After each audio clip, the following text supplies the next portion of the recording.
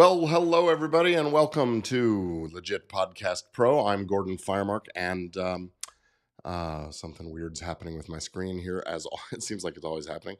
But I wanted to just pop in here and share with you a little bit about this.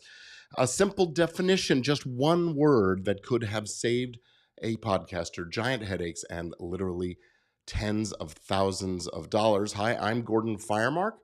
And this is the Podcast Lawyer, Legit Podcast Pro, where I help creatives and business people in the podcasting industry to cover their legal bases and protect themselves, as well as the things that they create.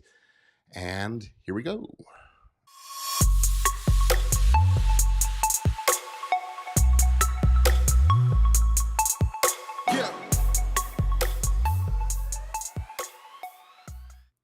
So it was one word, literally one word, cost this particular podcaster big. Today, I'm going to tell you a story about something that has now happened often enough that I think it's a real problem, especially for you do-it-yourselfers out there who write your own contracts. It's all about the word podcast. That's right. Who would have thought that leaving the word podcast undefined in a contract could cause headaches of the magnitude I'm about to tell you about? But it did. I mean, everybody knows what a podcast is, right? Well, not so fast. Podcast is not a very precise term. It doesn't have a standard legal definition, at least not yet, especially when you're throwing it around in the monetization context. So here's what happened. A podcast producer and host connects with an advertiser. Things are looking great. The advertiser's excited to get its message out in front of the podcaster's audience, and the podcaster's excited to have the sponsor. So they write up a deal memo, and it says, advertiser shall pay $1,000 per podcast for 1 year. They sign it. The advertiser hands over a credit card, and off they go. The producer charges the card $1,000 every week as it publishes the show, and that's where the other shoe drops.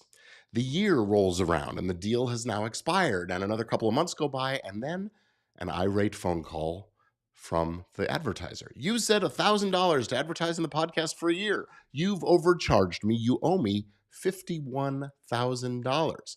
Well, the podcaster sees it very differently. He says, I said $1,000 per podcast. There have been 52 podcasts in the past year. So what happens here? Well, the advertiser initiates a chargeback through the credit card company, and that can have, if you've ever run a business and you accept credit cards, you know that chargebacks can really affect your ability to continue taking credit cards, but also your credit line, your bank accounts, and ultimately, advertiser contacts the credit card company, disputes the charges. Credit card company pulls the entire $52,000 out of the podcaster's bank account. Only it's not all in the accounts. It's been spent. So now this podcaster has a bank coming after him. And there's this he said, she said spitting match, and ultimately a lawsuit that cost everybody way more than just the $50,000 in dispute. So before I finish up and tell you a little more about what happened here, let me tell you this podcast comes to you courtesy of the free Legit Podcast Pro community, where we take a deep dive into these kinds of issues and we tackle other important questions and ideas about what it is to podcast professionally. So please join us over at legitpodcastpro.com. And now back to our story. So this podcaster and there's this pissing match going on between the podcaster and the credit card company and the bank and the advertiser. And ultimately, they are going to duke it out. They're getting ready to go to court. They're contacting lawyers. That's how I heard about this, of course. And ultimately, they did manage to settle the case. But at the end of it, everybody is genuinely unhappy. All because they used this ambiguous term, podcast, and they didn't give it a precise definition. And I'm here to say it could happen with any other undefined term you might use. Maybe it's the word ad or campaign or season. So don't let this happen to you. When you're negotiating your contracts, when you're writing your contracts, be as absolutely precise and detail-oriented as you can be. Now, the good news is you don't have to wing it. You don't have to guess at how to write these things up. You don't have to hire a lawyer to negotiate for you either. If you need contracts for your podcast, have no fear. You can find a treasure trove of affordable lawyer-drafted forms and templates over at podcastlawforms.com. I'm not going to put it up on the screen or anything. It's podcastlawforms.com.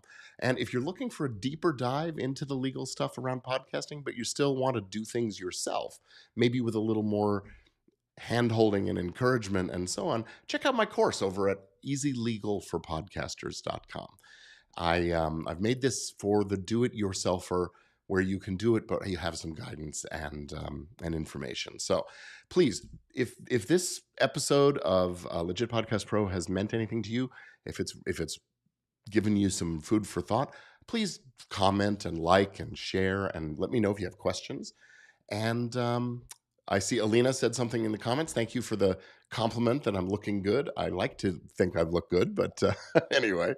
And another person whose name I don't, unfortunately, I don't read kanji script, so I can't pronounce your name. But thank you. It's nice to meet you too. So thank you all for being here with me today on this episode of Legit Podcast Pro. And I'm going to say once again, drop by legitpodcastpro.com to join the free group. Check out podcastlawforms.com if you're interested in contract forms for sponsorships or co-hosts or hiring independent contractors and all kinds of good stuff there. And if you want that deeper dive, have a look at easylegalforpodcasters.com. And with that, I'll say see you again really soon next week.